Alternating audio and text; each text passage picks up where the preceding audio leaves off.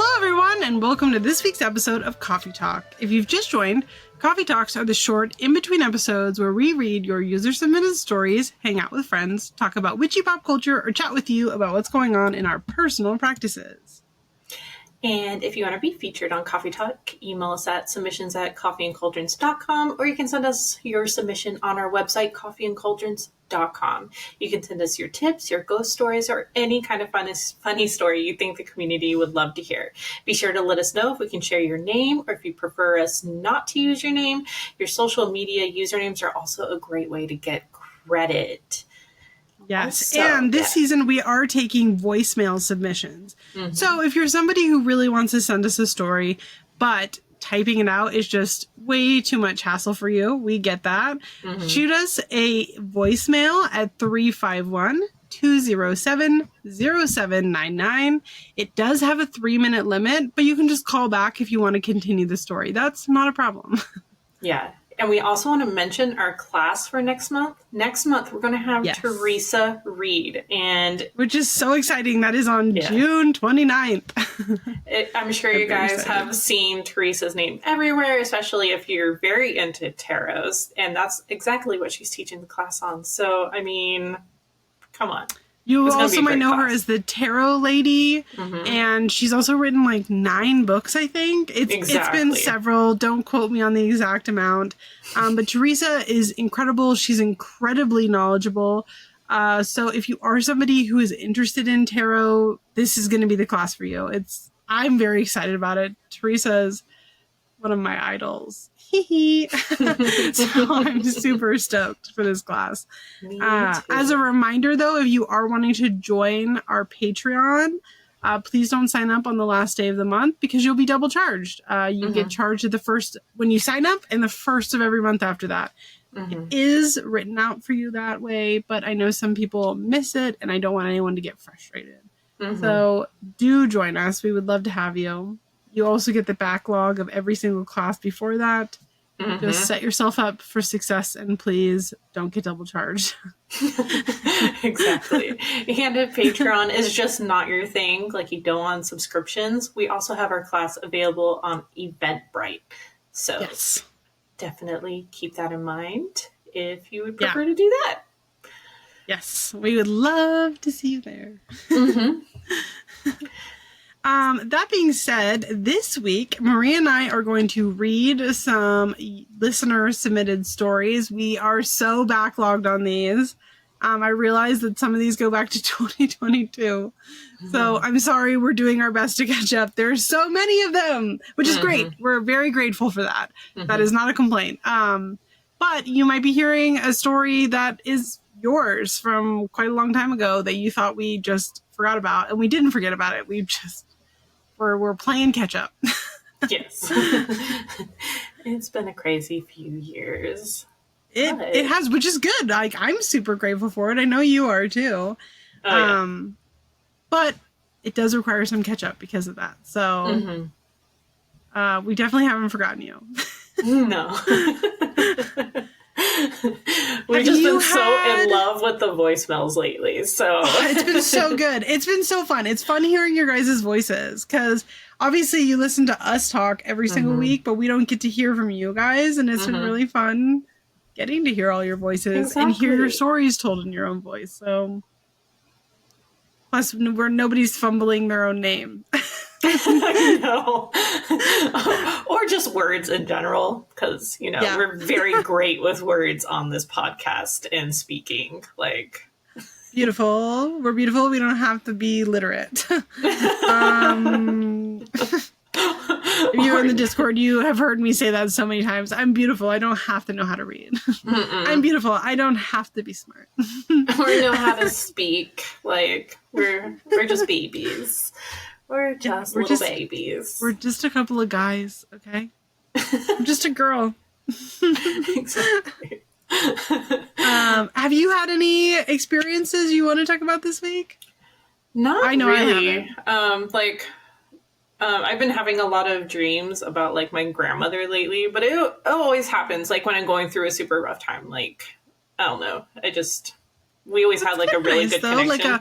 nice reminder that she's there and she's watching you. Exactly. It's very nice, and I definitely appreciate it. And although I don't remember our conversations most of the time in our dreams, but it's still nice to know that she's there. Just know her presence was there. Me. Yeah, exactly. But I did want to talk about, I don't think I've mentioned it on the podcast before. I did name it as like my favorite book a couple months back, because our lovely member on our Discord, Erin, likes to ask us like what books we're currently digging. She does ask us that every month. Yeah, she has a cute little like graphic for it. It's so nice. Yeah. Shout out to you, Erin. Thank you. You don't have to do that. That's very sweet. But I've been reading, well, I did read. I'm already finished with it. I'm about to start the second book. But there's this book by Juno Dawson that is about, like, obviously it's a witchy book. I'm bringing it up right now. Oh, it's Her Majesty's Royal Coven. And it is... Oh, I've heard good things about that. It is so good. It is so good. Especially if you are, like... ally of like trans witches and stuff like that, and if you are a queer witch yourself, you might really like this book. And honestly, I think even people who, I think everyone in the witch community should read this book. I know it's like fiction and stuff like that, but it also shows like how negative thoughts about like different types of witches in our community is so very toxic.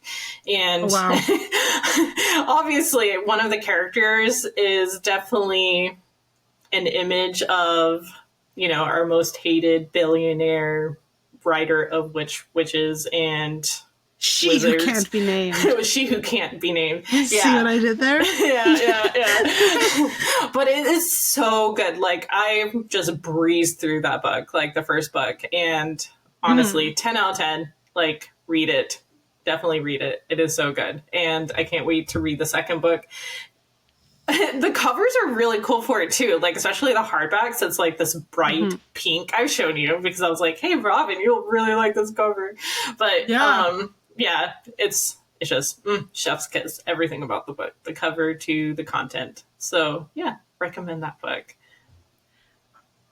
Like, this is not witchcraft related, but I'm reading a book that I really like right now. One of our Discord members has her own book club that is separate from the Discord that I got invited to.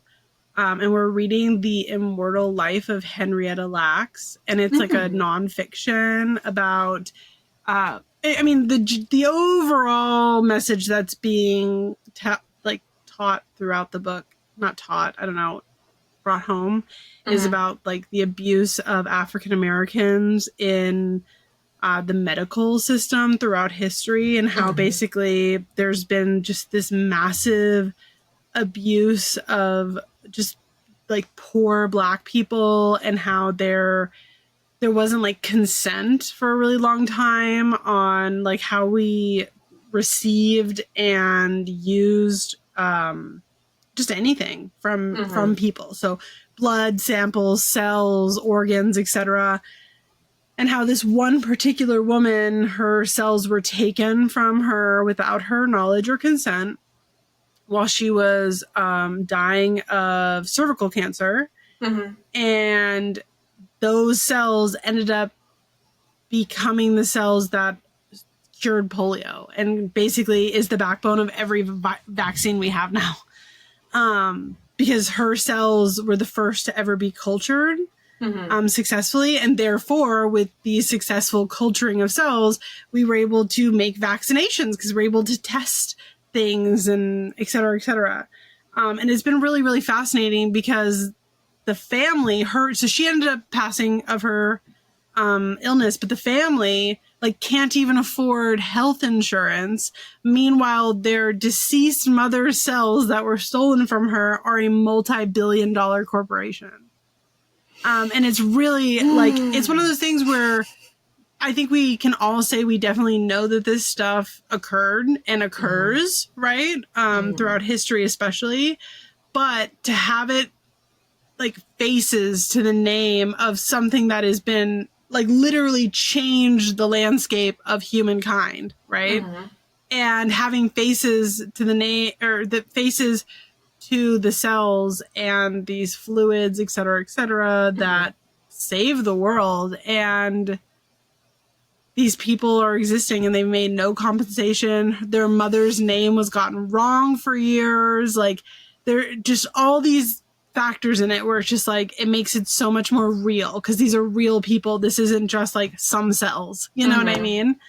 I don't know. I really enjoyed this book. It's been very good. And I think it's such a great example why critical race theory is important and an important part of our education. So go read that book if you haven't already. Go do it. I'm enjoying it. I don't know. No. It's medical May. Yeah. You know, that totally reminds me of like, people don't, you know, we hear everything like the Nazis did during World War II and stuff when it came to medical experiments, but that gets brought up in the book. Yeah, but people don't realize a lot of this stuff. Stateside. Well, yeah, that gets brought up in the book. So they talk about all that, and they talk about the fact that basically a lot of the stuff that the Nazi doctors did, there's obviously the egregious examples of like sewing people together to make Siamese twins and stuff. But then a lot of the other stuff that they did was just stuff doctors were doing, like regular civilian doctors here in the United States. And when the Nuremberg trials were happening, there were doctors that were like, what's wrong with what they did? I do that. And it's just one of those things where I don't know that if the Holocaust hadn't happened, if people on a medical level, right? If we today would have the same rights in terms of like consent and our medical information and all that, which is so disgusting. And like, it took a genocide of people for us to have basic medical like rights and consent. What? You know what I mean? It's, and even and then, this is stuff we're still even then, like things like taking our body parts and taking our cells, samples, etc. per the book. A lot of this was not standardized till like 20, 30, 40 years after the Holocaust. So like, what? It wasn't until people started suing, essentially, white people with like connections and accessibility and the affordability to get a lawyer. It wasn't until those people started suing that we got rights. Wow. It's crazy. Wow. Like, if you like they did syphilis trials. They did syphilis trials here in the United States per this book that they just tested on unaware Black men who were dying of other illnesses like cancer. And they were like, well, they're dying anyway, so just gave them syphilis and did like tests on them. How insane is that? That makes me so angry. It makes me sick. And then like the mom, Henrietta Lacks, so the primary case study is not case study, but interviews is on her family. Cause obviously she passed in the 50s, I believe. And so therefore it's not like they can interview her. So they interview her family and how has this affected you, et cetera, et cetera. And they'll be like publishing their mother's photo, her private medical information, et cetera, and never even mentioning to the family, nevertheless asking them if that's okay. And again, profiting off of, like, they're profiting off of her medical information because it's in a book, profiting off of her photos, etc., and never even asking the family if they're cool with that. Nevertheless, like, the monetary compensation that might come with that. Isn't that wild?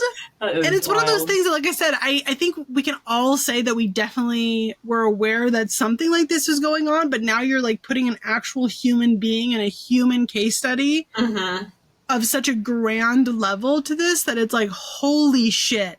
Like, and this is one person. It's wild. I've really enjoyed the book. I've been talking Frank's ear off about it, so he's probably like, "Oh, great, she's talking about it on the podcast now." I brought up books, Frank. You can blame me. But I've really enjoyed it, and it's been one of those things that I've recommended it to a bunch of friends because I'm like, "You need to read this. This is alarming and eye-opening and very good." So, yeah. And I'm listening to the audiobook, and I guess they made a movie out of it. I have not watched the movie yet. I'm gonna watch it after the fact. But Oprah's in the movie, I guess. I did not realize this. I did not realize that there was a movie as well. So I'm looking at the audiobook cover, and Oprah's on the cover, but I thought it was Henrietta Lacks. Yeah. So I was like, wow, she looks so much like Oprah. Oh, she's so smart and so pretty. What can I say? I'm really beautiful. I don't need to have critical thinking skills. And then it dawned on me, and I was like, wow, Robin, you are brain full of worms. Yeah. Henrietta is actually, like, isn't Oprah like a billionaire? Yeah. But I do think that the Oprah Book Club is who gained, like, popularity on the book and therefore got the story traction, etc. So sense.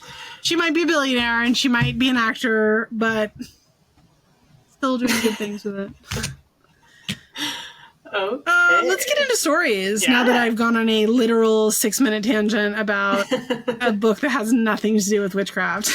No, it's important. Like, as we discussed in, I don't know, a couple main episodes ago, that, you know, medical stuff is very tied into, like, witchcraft and alchemy and stuff like that. So it's like, really fascinating. Like, I really recommend this book to everyone. I was not sure I was going to like it because it's a biopic essentially. And I was like, well, I'll try. Like, I've joined Kitty's book club. I'm going to give it my best. And this is the first book that we read. And I've been like, this is the most amazing book I've read in, like, probably 2 years. I'm so glad. And on important subject matter. Yeah. Too, so good. Yeah.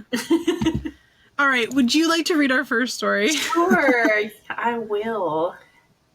Okay, you ready? I sure am. Hello. Hope both of you and listeners are having a great day. My name is Gabriella. You can share my name. And for some context, I live alone in a one-room flat and have a cat named Geisha. When the ghost story took place, I was in a very dark place and could not properly take care of my cat, so I temporarily gave her to my mom. Now, on to the story. It is not as scary as some of the listeners, some of the others are, but here we go. About 2 months ago, I started getting into witchcraft and was very excited and everything. But as I began, I started hearing knocking on my kitchen table and inside of my closet. It wasn't like constant knocking. It was always just one at a time, a loud knock in the middle of the night. I am a very light sleeper and I can wake up to very quiet sounds. And when I started first hearing it, I woke up and was terrified. I told myself that it was just a dream and no one was here. But when I started hearing knocks every night, I knew someone was here. At one point, I was so fed up with them that I woke up to the knocking sound and started yelling at whoever was knocking to stop because they were pissing me off. This sounds very familiar. And went back to sleep right after. I heard it a couple nights later, and then it was finally, when I was finally in the right state of mind and did like 5,000 house protection spells and got my cat back. I have not heard anyone knocking ever since. And looking back, it is really funny how I got the courage to yell at some entity, or maybe it was just in my mind. I really do not know. Laughing emojis. Oh no, that sounds very familiar. And my heart goes out to anyone who keeps being woken up by spirits. It's very rude, and it's just not the time to make yourself known. Like, not the time. Yeah. I know it's easier to get a hold of us, but leave us alone. I'm trying to sleep. Like, honestly, go do some lipstick or some blood or some fog on the mirror. Like, truly, I would find that to be less offensive or scary than knocking in the middle of the night. Yeah. That's... Goodness. No. No. But I'm glad it stopped. Are you ready for the... Yeah, I'm glad too. Even if you had to be rude. It's called boundaries. Sometimes you have to be rude. I've said it once, okay? Now you're asking me to say it again. And a third time, I will be firm, direct, and possibly rude. Mm-hmm. Exactly. All right, you ready for the next one? Yep, let's hear it. All right, so this next one comes from somebody on social media who I'm going to try to pronounce your username, but it's Sylverus, Sylverus. And the story goes, this happened to me about a year ago. It was during the fall, and I had been freezing all week. However, that night it was nice and warm, like a warm summer night, which doesn't usually happen in the fall of Pennsylvania. It also had been a full moon, so me, being newer to my practice, said, fuck it, I'm gonna go outside and dance under the moonlight and frolic in my front yard. That's amazing. New or not, that's so good. That sounds amazing. Which, if anybody hasn't done it, is a 10 out of 10. Recommend. So fun. Anyway, as I was dancing and laughing and going full on woo-woo, I all of a sudden got a terrible feeling, and I looked across the street into the woods across from my house, and I didn't see anything. But I got this overwhelming sense of fear and dread, and got the fuck inside energy I've ever had in my life. I ran inside my house as fast as I could, and my front door and my bedroom window faced those woods. So I drew a sigil on my front door and stated out loud that nothing could get in, yada yada, and then ran upstairs and did the exact same thing. And I shut my window, wrote a sigil on it, spread some protection powder, closed my curtain, and as I was closing the curtain, I heard something bang on the window from the outside. No, you did not. Stop. That is so scary. Needless to say, I was freaked the fuck out, and I just laid in bed and burned herbs and some candles for protection until I fell asleep. Next morning, I tried closing the curtain again, how I had done it at night about 100 times to try and recreate the sound, but I could not. There was nothing hard on the curtain that could have made that sound, and I swore it came from the outside. I haven't had an experience like that again, and the window curtain has never made that sound again, but I'm very aware of the woods now. See, I always wonder if these stories, it's just like a pissed off, like, spirit, and not like an earth spirit, you know, like, just like, you built a house here, I'm angry, and, you know, there's a lot I think of it like the Karen of the woods who, like, they're having a bad day because of something somebody else did, and they just need to take it out on somebody. You know? Yeah, honestly, also, there's also like traveling spirits, the wandering dead, etc. Yeah. Would you? I personally would. Like, if I got this feeling in the wood, like, let's just say that it doesn't feel like a human entity, it feels like something else. I would literally just go to the woods and I would leave a peaceful offering, but still have protection. Of course you would. And stuff. You also were like, I'm going to go hiking and camping in the Appalachian Mountains.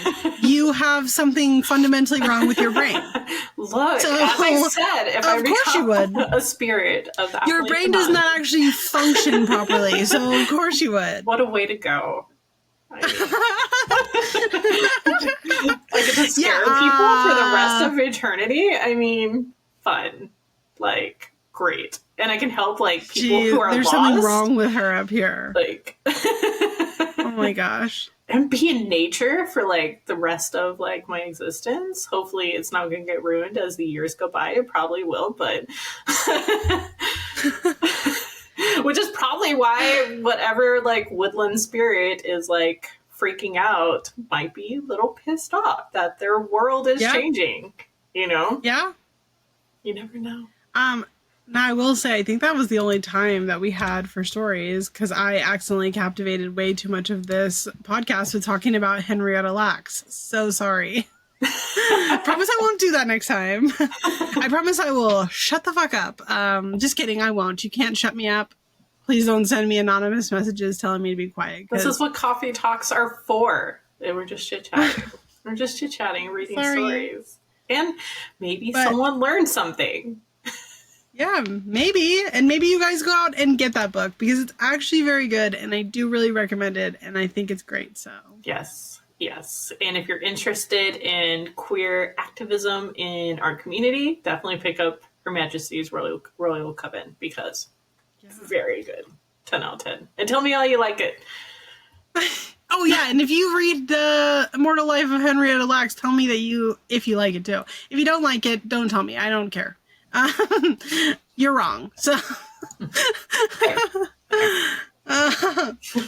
well, that being said, thank you all so much for joining us this week for Coffee Talk. We hope to see you next week for our regular episode. You can check out our website for links to our submission forms or shoot us an email at submissions@coffeeandcauldrons.com. Or you can leave us a voicemail at 351-207-0799. Tell us your ghost stories, your witchy stories, your tips, or topics that you think that the community would love to hear. And as always, if you enjoy Coffee and Cauldrons, please take a moment to review us on whatever you're listening on.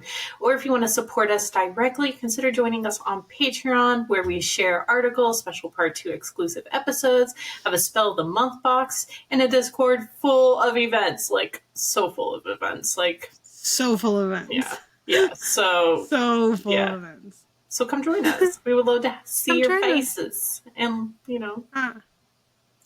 get to know and hang out. Yeah. It's a pretty chatty place. We'd love to have you hang with us. But yeah, we'll see you guys next time. See you next time. Bye.